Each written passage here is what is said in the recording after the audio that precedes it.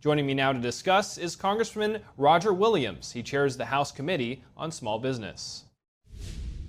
Congressman Roger Williams, thanks so much for joining us here today. Thank you.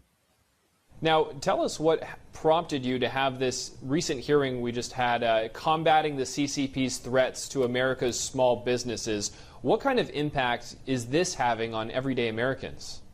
Well, it's a real serious situation we have. We have the CCP coming into our country and buying our intelligence, buying assets, buying land, buying businesses, and they're offering outlandish prices for a lot of this. And people may never see this kind of money again, so they sell to the Chinese, and all of a sudden they have one more company, they have one more intellectual property, and you know, the Chinese are not our friend, and we need to do something about it. And we heard some unbelievable stories how the Chinese would come in and buy companies, pay them a little bit more than they might be worth, but then all of a sudden take these people out that were told they could stay in their company and run it. So it's a serious issue and one we have to be aware of, and there's a lot of real estate around this country that the Chinese own right now that they shouldn't own. So it's a situation we got to look at. They own 31 million acres of our food supply.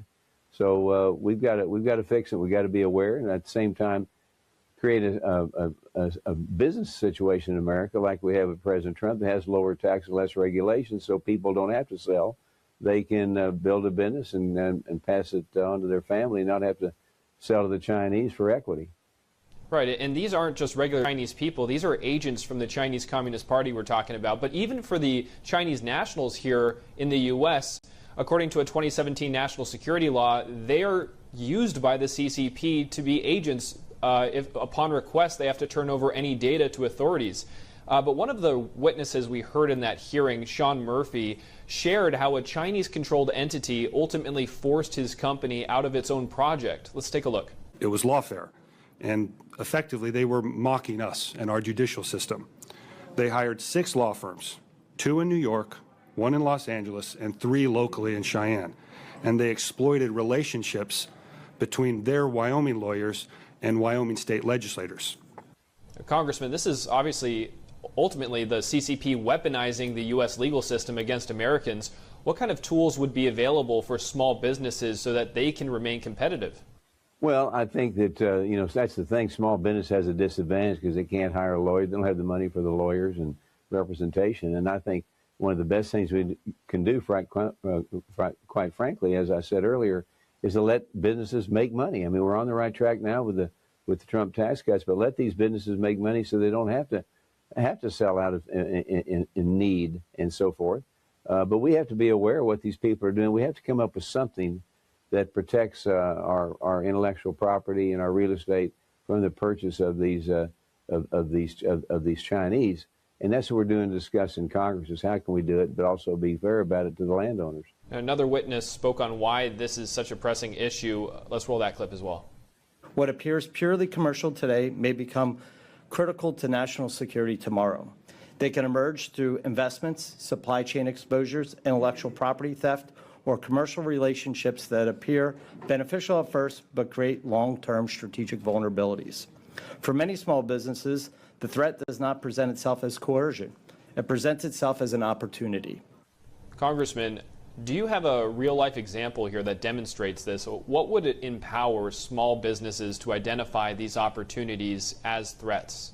Well, that's a great question. That's one of the things we talked about, is sometimes they don't, but it's a simple thing. I mean, they have to have their eyes wide open on this, and if the deal's too good to be true, they may want to check it out.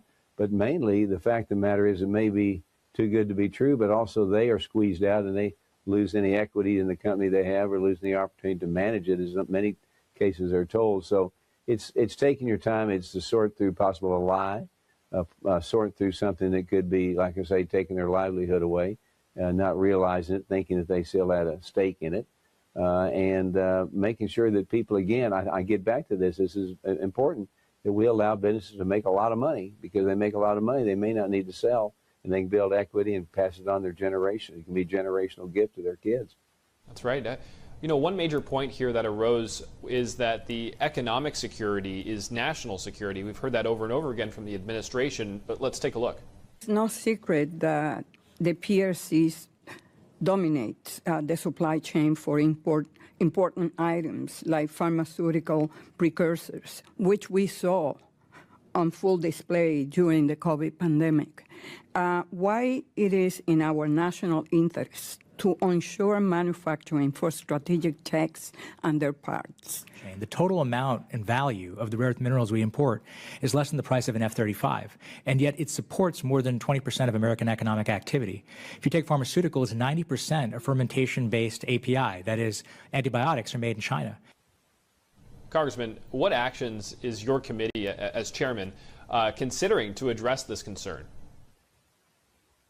Well, I think we need to reduce regulations. We need to make it easier to take advantage of the assets we have in America, and cut regulations so we can get immediately to it and begin to build our inventories and begin to build our net worth and our pricing structure, and then hopefully one day we control the market. And the last thing I want to get to here is President Trump's expected to visit China in May. What do you hope to see the president address as far as the threats posed by the CCP? Well, it's going to be interesting. I think he'll bring it up, but I think he wants fair trade, which we don't have. He wants to make sure they understand that if it's not going to be fair, they're going to pay for it.